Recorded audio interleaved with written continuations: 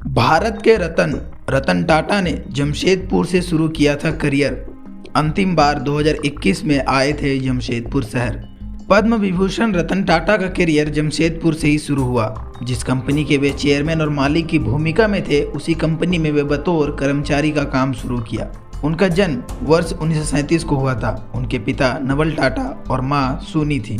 17 साल की उम्र में वे यूएस के न्यूयॉर्क स्थित कॉर्नेल यूनिवर्सिटी के लिए गए थे।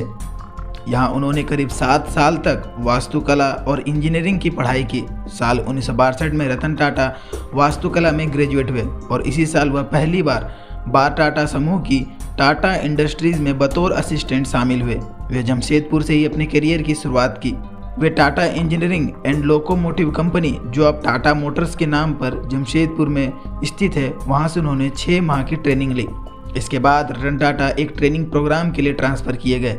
यह ट्रांसफ़र टाटा स्टील, जो उस वक्त Tata iron and steel company TISCO के नाम से जाना जाता था, वहां वे गए। इसके बाद वे टिस्को के इंजीनियरिंग डिपार्टमेंट में 1965 में भेजे गए।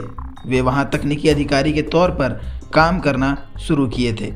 आपको बता दें कि रतन टाटा अंतिम बार जमशेदपुर 2021 में आए थे। रतन टाटा का आगमन संस्थापक दिवस यानी कि 3 मार्च को हुआ था। वे कोरोना के बाद पहली बार जमशेदपुर का दौरा किए। उनके साथ चेयरमैन एन चंद्रशेखर भी थे। उनका यहां आने पर टाटा स्टील के एमडी टीवी नरेंद्रन ने स्वागत किया था।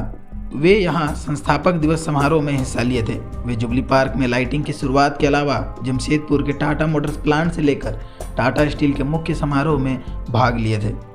आपको ये जानकर हैरानी होगी कि रतन टाटा ने सीएच एरिया बिष्टुपुर के 2 मकानों को खुद डिजाइन किया है। आइए इसके बारे में भी आपको बताते हैं।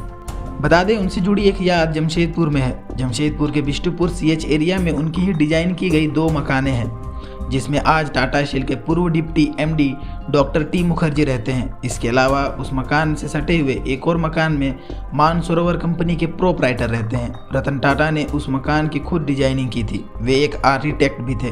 वे जमशेदपुर प्रवास के दौरान टाटा स्टील के लिए खुद से डिजाइनिंग की थी। इसके साथ साथ आपको बता दें कि रतन टाटा को पेंटिंग की काफ़ी शौक थी। जमशेदपुर से रतन टाटा का ज़बरदस्त लगाव था। यहाँ के 2 पेंटरों को वो अपने पास बुलाए थे। वे यहाँ के 2 पेंटर अर्जुन दास और असीम पोद्दार को मुंबई बुलाए थे। उनकी पेंटिंग को लिया भी था और पेंटिंग के बाद दोनों की तारीफ भी की थी। रतन टाटा से जुड़ी ये खबर आपको कैसी लगी, हमें कमेंट करके ज़रूर बताएं और ऐसी खबरों के लिए बने रहें प्रभात खबर के साथ।